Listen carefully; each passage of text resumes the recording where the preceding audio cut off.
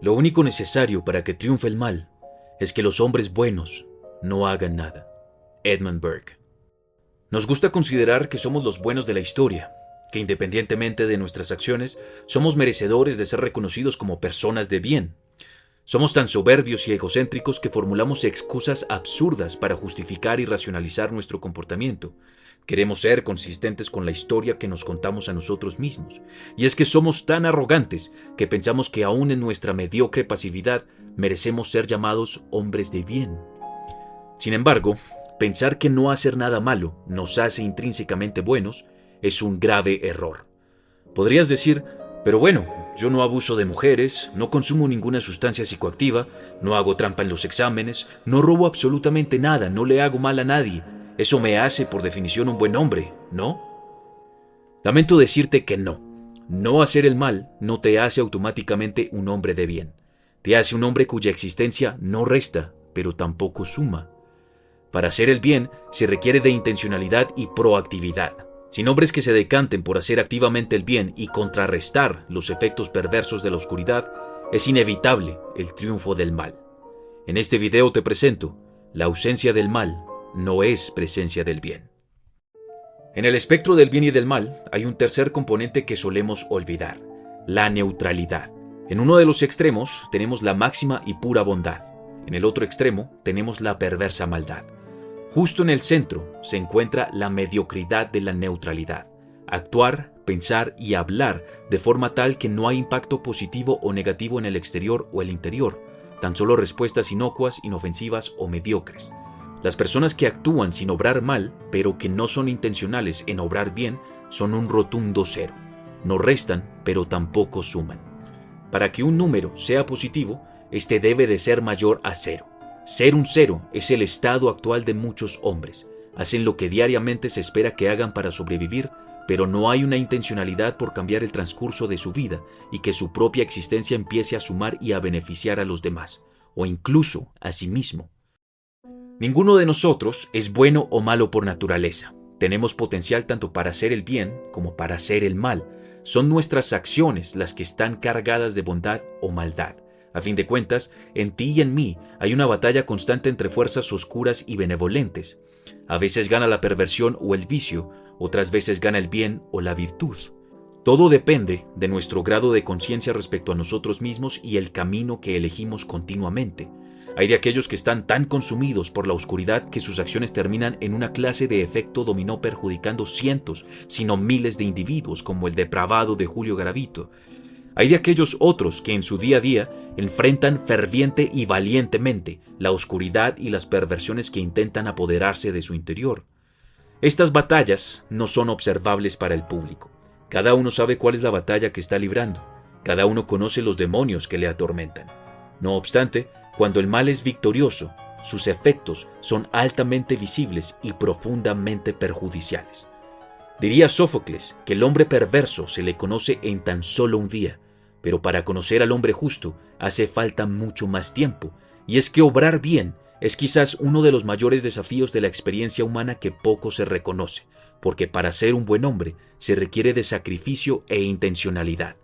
La gran diferencia entre un héroe y un villano es que el héroe escoge activamente sacrificarse a sí mismo por el bien de los demás.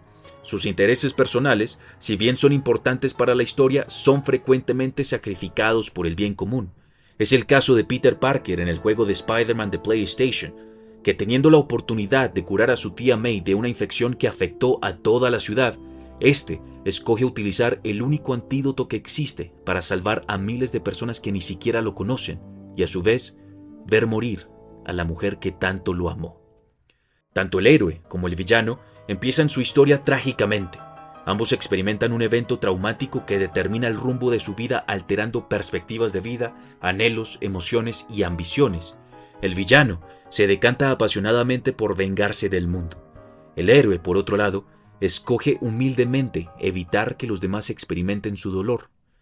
La única forma de contrarrestar los efectos del mal en el mundo es mediante la virtud. La inacción es cómplice de la maldad. Si bien mencioné que las acciones neutras no generan un impacto positivo o negativo en el ambiente, cuando se actúa neutralmente ocurre un fenómeno paradójico particular. te conviertes en una persona pasiva, y la pasividad es inevitablemente mortal.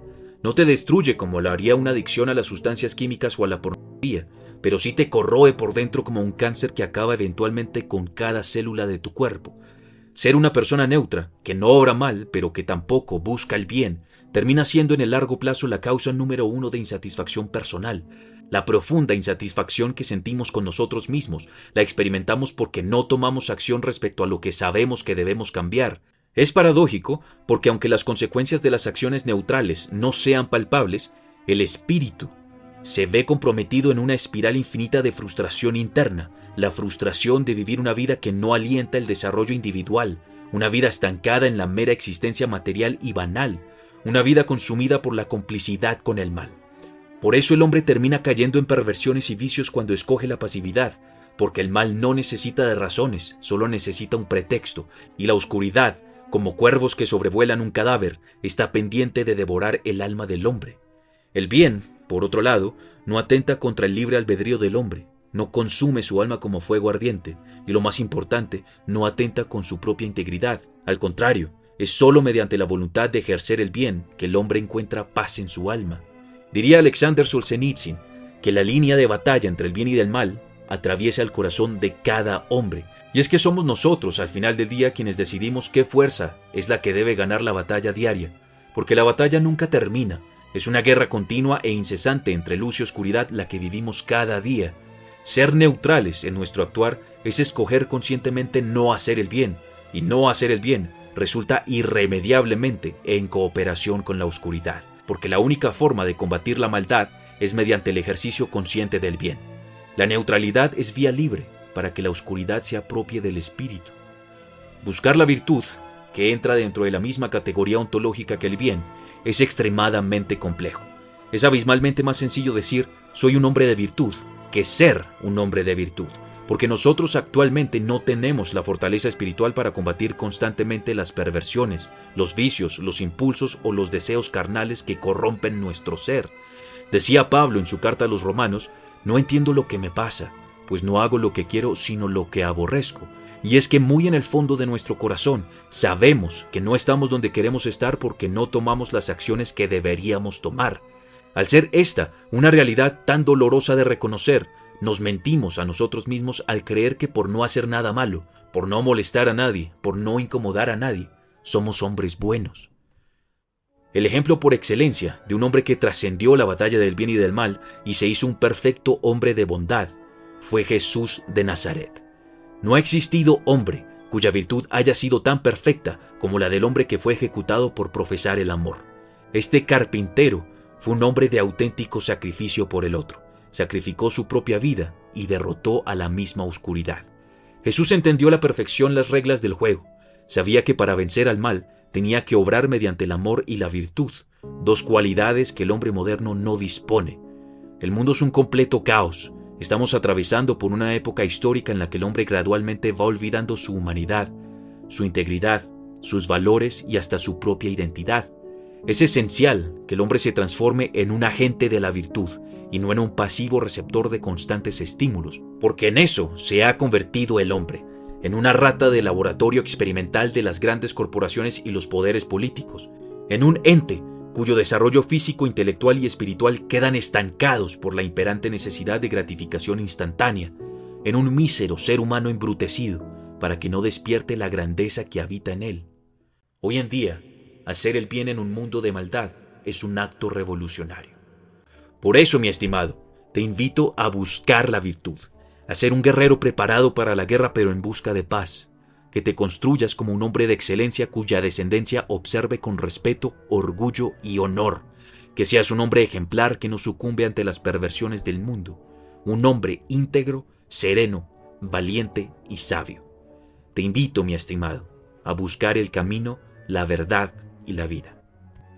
Si quieres adentrarte en las enseñanzas de los hombres más impactantes de la historia, te recomiendo el libro Legado.